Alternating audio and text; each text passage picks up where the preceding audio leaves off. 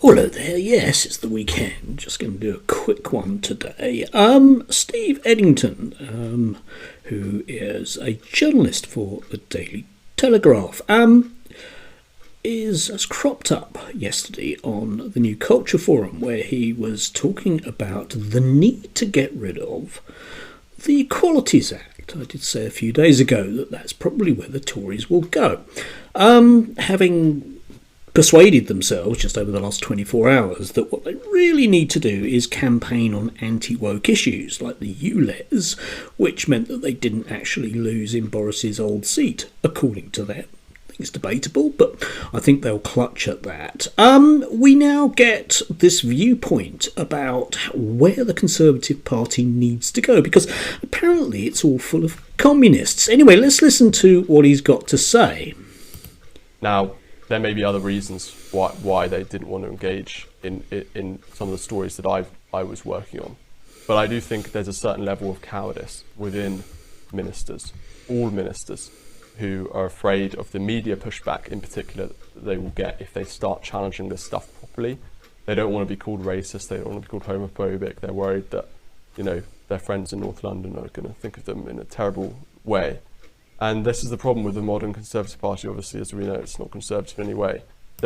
Okay, just to hook there. Yes, I mean, like me, you may be thinking that people on the front bench of the Conservative Party are pretty much uniform in being extremely right-wing.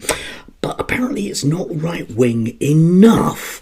And he's basically using that kind of mantra about North London liberal elites, who now appear to include vast numbers of the Conservative front bench. Make of that what you will. Let's continue.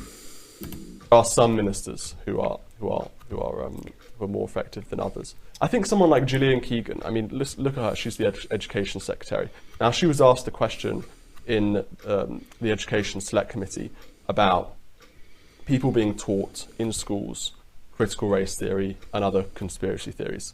Now, Gillian Keegan came up, if you look at her answer, she was obfuscating, she was vague, she wasn't particularly interested in something that is explosive. I mean, there was research from Eric Kaufman that showed that 70% of young people had heard of these ideas, from teachers or from adults within the schools. Right, yeah, just to dive in there. Yes, Gillian Keegan, who was swimming. I remember the particular select committee is talking about. However, he's citing some very, very dubious research. I did a video on the dubious research, and the fact that children have heard of something doesn't mean it's being taught. I don't know how many times I'm going to have to say this in the next 6 months or so before it becomes yet another year of these lies being toted out. But that's what they are. Young people in the UK in schools are not being taught critical race theory. I can't say it often enough. And yet here we are. Yeah, it has to go. It has to be stopped. Anything that we think is critical race theory has to stop. It might well end up with a kind of Ron DeSantis view of the world, whereby you basically can't mention anything about history lest it puts white people in a bad light. Anyway, let's just move on from that. This should be something that the Conservatives, should first of all be looking into, and second of all, it's a great issue for them to campaign on. It's such a popular topic. But Gillian Keegan, I mean, she used to be my local MP. She's a Remainer. She's metropolitan. I suspect her views are extremely liberal on social issues. Penny Mordaunt, she wrote that book. And there's that famous clip of her in Parliament saying, "Trans women are women." The Conservative Party is not conservative on these issues. And not only have they allowed the civil service to become woke, many of them have actively supported it, in particular through the Equality Act 2010, which the civil service uses as an excuse to push these woke ideologies. If you ask a minister why don't you just shut this stuff down, they could say, well, under the Equality Act, this is their lawful obligation to push equality, diversity, and inclusion. Okay, yeah, just to dive in there. Imagine that. Civil servants that are bound by the law. Dreadful, isn't it? So we don't really like the law because it contains things that get us in the way of the legislation, key word there, that we want to pass. So therefore we'll just get rid of the law. There we go. The Equalities Act will go. Now, it's worthwhile sort of reminding ourselves what the Equality Act actually is all about, isn't it, eh? Yes, well, the Equalities Act, of course, brings together all of the equalities legislation that came before it. It was supposed to be all-encompassing, all in one.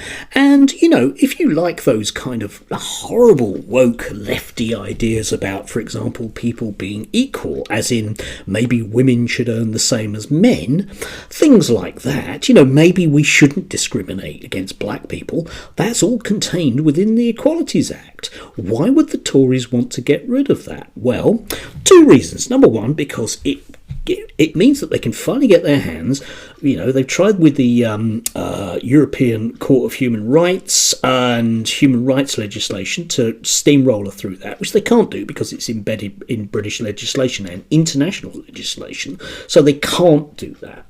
So what they're going to go for now is they're simply going to gun for all of those workers' rights that are left. There aren't many of them in this country, let's face it, but they're going to gun for those under the pretext of protecting children.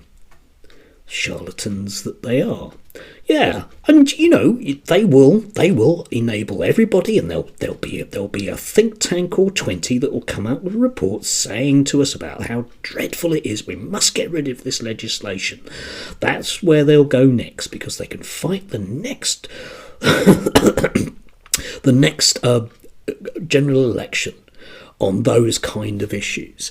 It's the mark of an absolute charlatan and a very, very person with very, very dubious notions of freedom that simply says, oh, you know, these things that protect people's rights, I think they need to go because they're being misused.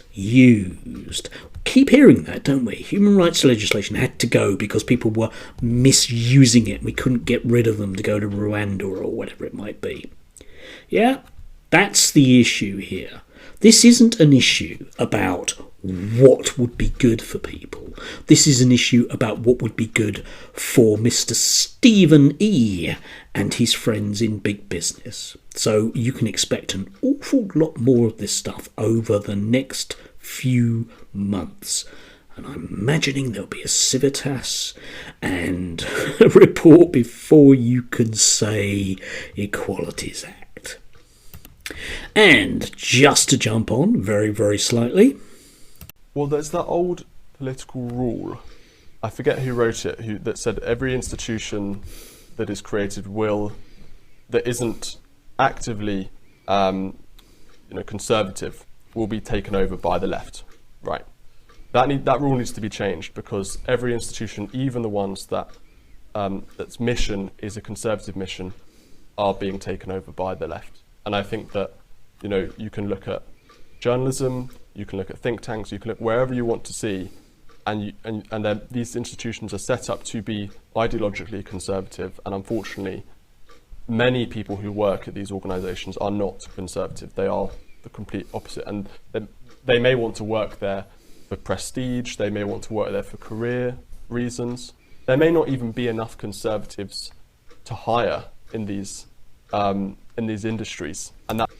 Okay, yeah, just to dive in there, yes, of course. I mean, his solution to all of these kind of things, of course, is to have more power centralised in the hands of people like Jacob Rees-Mogg. Natch. But you notice that we can easily put down these things that he's complaining about to demographic change rather than a sinister communist conspiracy. And if I'm sorry, but the notion that journalism and think tanks are shot through with left-wingers, really, and we see it everywhere, do we? I mean, they will always point to some interview on the BBC from 3 years ago, or indeed just what we might call journalism, which is simply someone on ITV or Sky News asking a pertinent question, and suddenly everybody melts down because that's not the proper game to play. But this stuff is really, really intrinsically dangerous, because what he's suggesting is more authoritarianism in the name of freedom. And historically, that's not gone down so well. Anyway, I've got to go to work. Yes, I have a new summer job. Anyway, do have a lovely day. Try and stay dry. It's going to be a bit of a damper one.